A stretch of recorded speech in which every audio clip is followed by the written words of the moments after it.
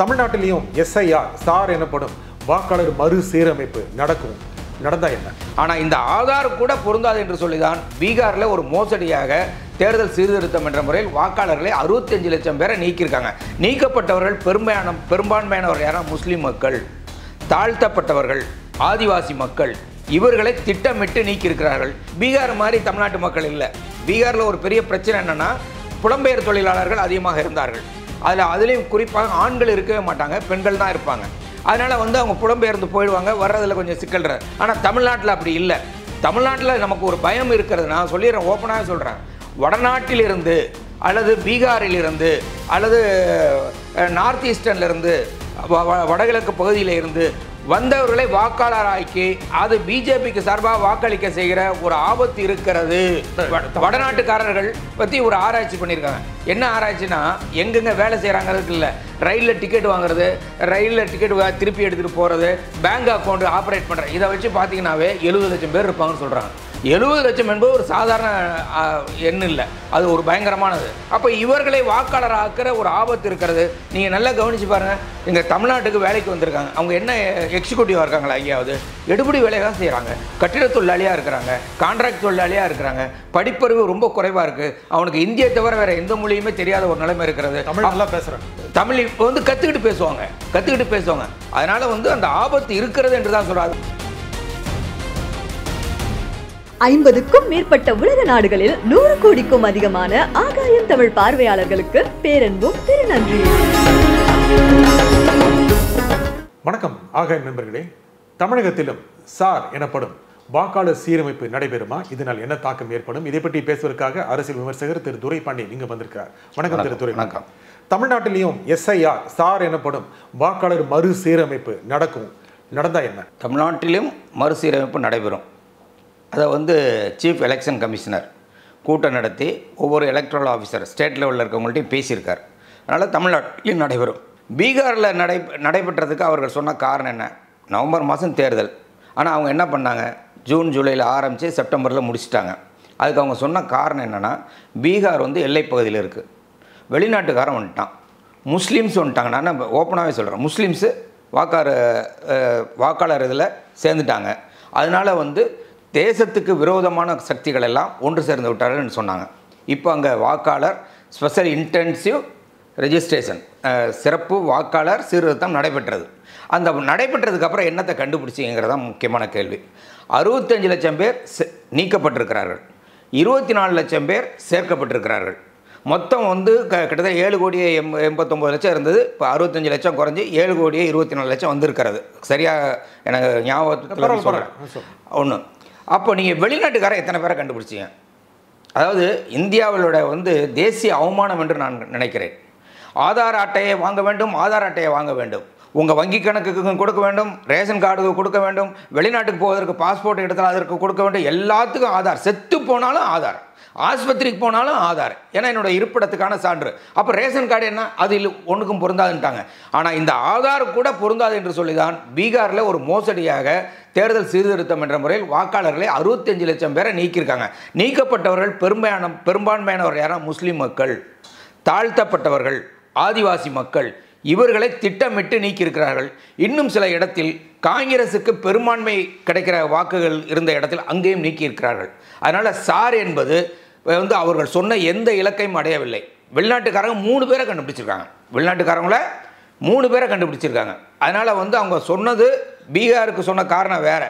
இப்போ அந்த பீகாரில் மாட்டிக்கிட்டதுனால இதோட சேர்த்து இன்னொன்று சொல்லிடுறேன். ராகுல் காந்தி இதை பத்திரிக்கையாளர் முன்னாடி டெமான்ஸ்ட்ரேட் பண்ணி காட்டினார். யாரை வேணாலும் சேர்க்கலாம், யாரை வேணாலும் வெளியேற்றலான்னு. அதை தமிழ்நாட்டிலையும் செஞ்சு காட்டினாங்க. எப்படின்னா, ஆகஸ்ட் 22ன்னு நினைக்கிறேன் கடைசி தேதி. அந்த ஆகஸ்ட் 22 வரையில் உங்கள் வாக்கை எனக்கும் என் வாக்கு உங்களுக்கு மாற்றி காட்டாங்க. நேராக மேடையில் 2 பேரை கூப்பிடுறாங்க, மாற்றி காட்டுறாங்க. ஆனால் அன்றைக்கி 2 மணிக்கு அப்புறம் மாற்ற முடியல. ஏன்னா ராகுல் காந்தி ஏற்கனவே பத்திரிகையாளர் செஞ்சதில் 1 வாரம் உனக்கு டைம் கொடுக்குறேன், இதை மாற்றுனா. அப்போது இந்திய நாட்டுடைய வாக்காளர் படிவங்கள் யார் வேணாலும் உள்ளே போனால் வெளியே வரலான்னு வச்சுக்கிட்டு இருந்திருக்காங்க. அது ராகுல் காந்தி சொன்ன அப்புறம் தான் அதை மாற்றிருக்கிறாங்க. இப்போ தமிழ்நாட்டுக்கு வரலாமா? வரும் என்று தான் சொல்லியிருக்கிறார். வரப்போகிறது என்று சொல்லிவிட்டார். அப்போ ஒரு எச்சரிக்கை தேவையாக இருக்குது. ஆனால் பீகார் மாதிரி தமிழ்நாட்டு மக்கள் இல்லை. பீகாரில் ஒரு பெரிய பிரச்சனை என்னென்னா, புலம்பெயர் தொழிலாளர்கள் அதிகமாக இருந்தார்கள். அதுலேயும் குறிப்பாக ஆண்கள் இருக்கவே மாட்டாங்க, பெண்கள் தான் இருப்பாங்க. அதனால் வந்து அவங்க புலம்பெயர்ந்து போயிடுவாங்க, வர்றதில் கொஞ்சம் சிக்கல். ஆனால் தமிழ்நாட்டில் அப்படி இல்லை. தமிழ்நாட்டில் நமக்கு ஒரு பயம் இருக்கிறது. நான் சொல்லிடுறேன், ஓப்பனாக சொல்கிறேன். வடநாட்டிலிருந்து அல்லது பீகாரிலிருந்து அல்லது நார்த் ஈஸ்டர்னிலிருந்து வடகிழக்கு பகுதியில் இருந்து வந்தவர்களை வாக்காளராக்கி அது பிஜேபிக்கு சார்பாக வாக்களிக்க செய்கிற ஒரு ஆபத்து இருக்கிறது. அதில் திராவிட முன்னேற்ற கழகம் இங்கே இருக்கிற கட்சிகள் எச்சரிக்கையோடு இருந்து கவனிக்க வேண்டும். ஒன்று. அடுத்தது என்னன்னா, இங்கே வந்து ஆபத்து அதில் அவங்க ஏற்கனவே அவங்க பேரில் அந்த மாநிலங்கள் இருக்கும், அங்கே போய் ஓட்டு போட்டுங்க. அவங்க இன்ட்ரெஸ்ட் வேறங்க. ஒரு வந்து ஒரு புலம்பெயர் தொழிலாளர் வர்ற ஒரு இந்தி பேசுகிற ஒரு தொழிலாளியோடைய அவனுடைய அரசியலே வேற. அவனுக்கு வந்து இந்த தமிழ்நாட்டு மாதிரி பகுத்தறிவு உள்ளவன் இல்லை.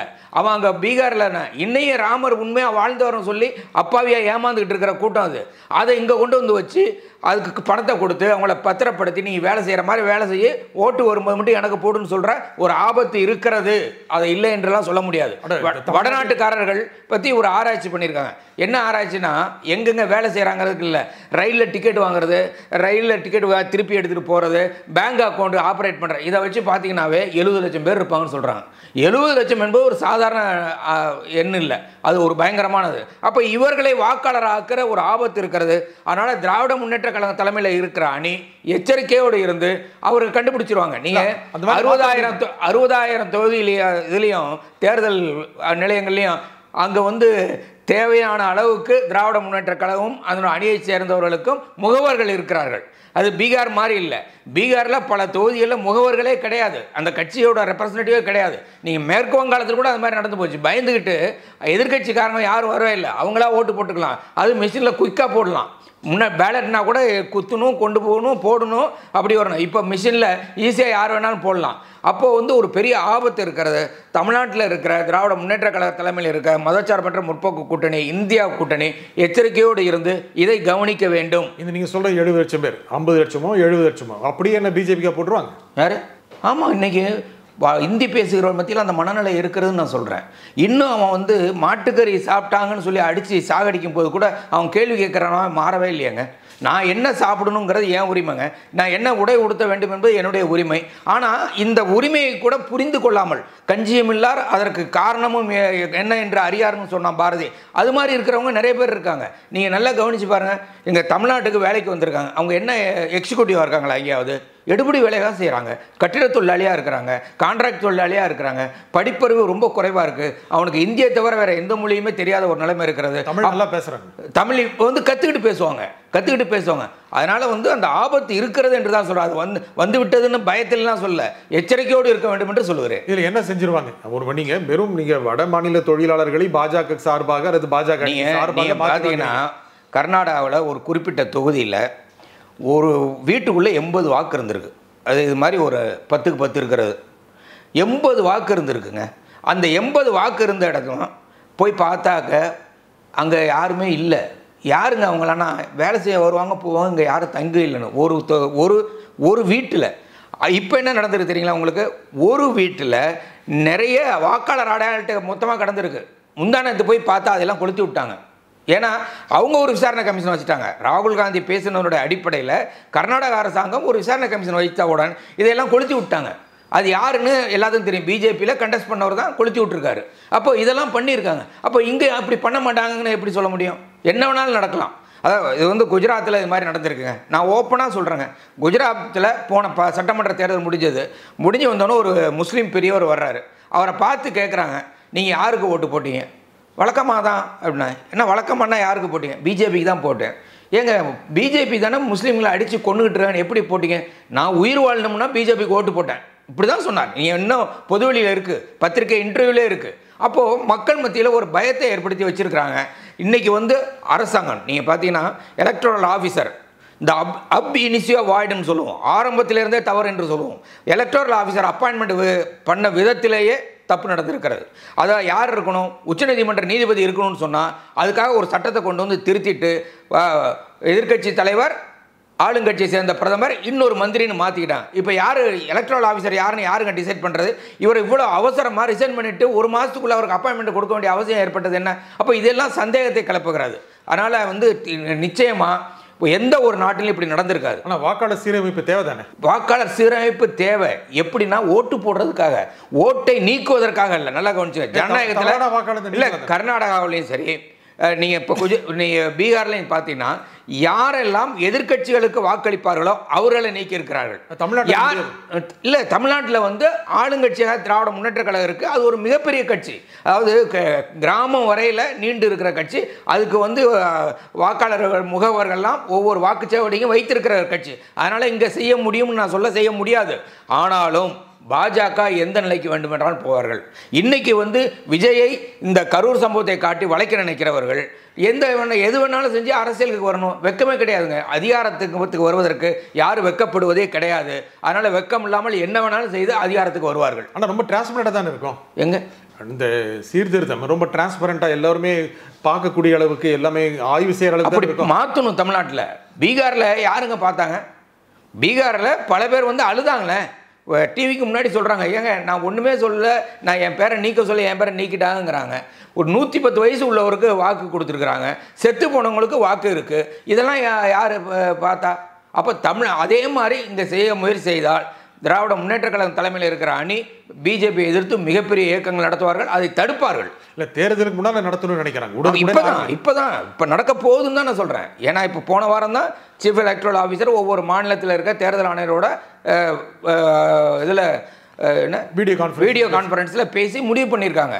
இப்போ தமிழ்நாட்டிலே அதை தொடங்குவதற்கான ஏற்பாடுகள் நடந்து கொண்டிருக்கிறது. ஏதோ ஒரு காலத்தில் நடத்தி ஆகணும்ல, அதை நடத்தணுங்கிற பாருங்க. தேர்தலில் சீர்திருத்தம் வேண்டும் என்பதும், தேர்தலில் வந்து வாக்காளர்கள் தவறாக இருந்தால் நீக்க வேண்டும், விலாசம் மாறி இருந்தால் நீக்க வேண்டும் என்பதில் கருத்து வேற்றுமை இல்லை. ஆனால் நீங்கள் யாரை நீக்கினீர்கள் என்பது நான் சொன்ன தாழ்த்தப்பட்டவர்கள் நீக்கியிருக்கிறீர்கள், முஸ்லீம்களை நீக்கியிருக்கிறீர்கள், அதே போல் ஆதிவாசி மக்களை நீக்கியிருக்கிறீர்கள். அதே மாதிரி காங்கிரஸுக்கு அந்த கட்சிக்கு ஓட்டு போடுவான் அல்லது ஆர்ஜேடிக்கு ஓட்டு போடுவான் என்று தெரிந்தவர்கள் நீக்கியிருக்கிறீர்கள். அப்போ உச்சநீதிமன்றம் சொன்ன வார்த்தையை நான் சொல்கிறேன். வாக்காளர் சீர்திருத்தம் என்பது வாக்கு கொடுப்பதற்காக இருக்க வேண்டுமே தவிர வாக்கை பிடுங்குவதற்காக இருக்கக்கூடாது. அதுதான் முக்கியமான விஷயம். திமுக ஆபத்தா? திமுக எந்த விதத்திலையும் ஆபத்து கிடையாதுங்க. திமுக அதை கண்காணிக்கும். நிச்சயமாக பீகார் மாதிரி தமிழ்நாட்டில் நடத்த முடியாது. ஏன்னா தமிழ்நாடு பீகார் இல்லை. ஆனால் சீர்திருத்தம் செய்கிற பட்சத்தில் யார் போலி வாக்காளர்கள் நீக்கப்படும்? போலி வாக்காளர்கள் இருந்தால் நீக்கிட்டுங்க, அதில் நம்ம கருத்து வேற்றுமே இல்லை. ஆனால் பொய் வாக்காளர்களை உருவாக்கக்கூடாது. அது போலி உருவாக்கி இருந்தாங்களே. இப்போ 65 லட்சம் பேரில் ராகுல் காந்தி சொன்ன அப்புறம் தானங்க இவங்க இந்த இதெல்லாம் பண்ணாங்க. பல இடங்களில் பொய் வாக்காளர் இருக்காங்களேங்க. அதான் நான் சொன்னேன், வாக்காளர் அட்டை 100கணக்கான அட்டைகள், 1000கணக்கான அட்டைகள் ஒரு அறையில் இருக்குது. அதை போய் பார்த்து கண்டுபிடிச்சப்பறம் அதை கொளுத்தி விட்டு ஓடிடுறாங்க. அதெல்லாம் யார் பண்ணா? பிஜேபி தான் பண்ணாங்க. அப்போ இதில் எது வேணாலும் பண்ணுவாங்க பிஜேபி. நீங்கள் உங்களுக்கு அவங்க சொந்த கட்சியே எப்படி நடத்திருக்காங்க குஜராத்தில்னு பார்த்தீங்கன்னா உங்களுக்கு ஆச்சரியமாக இருக்கும். சொந்த மந்திரிகளே சேர்த்துருக்காங்க தெரியுங்களா உங்களுக்கு? இல்லை நான் சொல்கிறேன் ஒரு உதாரணத்துக்கு, they will go to any extent. அதுக்காக நான் சொல்கிறேன். அதாவது தேர்தலில் அவங்க வெற்றி பெறணும், அதுக்கு மிஷின் மட்டும் உதவியாக இருக்காது, மக்களும் உதவியாக இருக்கணும். அதனால் வடநாட்டுக்காரர்கள் அல்லது வடகிழக்கு மாநிலத்தை சேர்ந்தவர்கள் இந்தி பேசுகிற இருக்கிறத உங்களை பயன்படுத்தி தவறு செய்வதற்கு வாய்ப்பு அதிகமாக இருக்கிறது. திராவிட முன்னேற்ற கழக அணி மிகவும் எச்சரிக்கையோடு இருந்து அவருடைய செயல்களை முறியடிப்பார்கள். இது செஞ்சுட்டு ஜெயிக்க முடியுமா? யார் இந்த மாதிரி ஒரு வாக்காளர்களை தனக்கு சாதகம் மாற்றிட்டு ஜெயிக்க முடியுமா? போன தேர்தலை பாருங்கள், பீகாரில் 2020 நடந்த தேர்தலில் பாருங்கள் எத்தனை ஓட்டு வித்தியாசத்தில் தோத்துருக்காங்க. 50 தொகுதிகளுக்கு மேல் 500லேருந்து 3000 ஓட்டுங்க. அந்த இடங்களில் தான் நிறைய வாக்காளர்கள் நீக்கப்பட்டிருக்காங்க. அப்போது எப்படி அது என்ன 500லேருந்து 2000 3000 பாராளுமன்ற தேர்தலிலே வந்து 50,000த்துக்குள்ளேயே தோற்றுருக்காங்க. அப்போ போன தேர்தலிலே வந்து ஆர்ஜேடி வெற்றி பெற்றிருக்கணும், ஆனால் தோல்வி அடைஞ்சாங்க. அது காரணம் என்ன? ஏதோ தப்பு நடந்திருக்குங்கிறதா. இப்போ கூட பல விஷயங்கள் நம்மளால் சொல்ல முடியும். வாக்கு எண்ணிக்கைக்கும் பதிவான வாக்குக்கும் வித்தியாசம் இருக்குது. நல்லா கவனிங்க. வாக்கு நேரம் முடிந்ததற்கு பிறகு பல வாக்காளர்கள் சேர்க்கப்பட்டிருக்கிறார்கள். இது நிரூபணமாக இருக்குது. எத்தனை ஆயிரம் பேர் சேர்த்தாங்கிறத பத்திரிகையாளருக்கு முன்னாடி ராகுல் காந்தி டெமான்ஸ்ட்ரேட் பண்ணியே காட்டியிருக்காரு. அப்போ அதுக்கு என்ன அர்த்தம்? தமிழ்நாட்டிலையும் சேர்த்துருக்காங்க. தமிழ்நாட்டில் வந்து 7.25% வாக்குகள் பதிவான வாக்குக்கும் எண்ணிக்கைக்கும் வித்தியாசம் இருக்குது. இந்த 7.2% எங்கே போயிருக்குன்னா பிஜேபிக்கு போயிருக்குன்னு திரவியம் IAS டெமான்ஸ்ட்ரேட் பண்ணி காட்டியிருக்காரு. காணொலியிலையும் பேசியிருக்கார். அதனால் நாம் ஒன்றும் இல்லாத பேசல. இவர்கள் எந்த நிலைக்கும் போவார்கள். இந்த நிகழ்ச்சியில் கருத்தில் குறிப்பாக திரு துரைபாண்டியன் மிக்க நன்றி. நன்றி. மீண்டும் ஒரு நிகழ்ச்சி சந்திப்போம். நன்றி, வணக்கம்.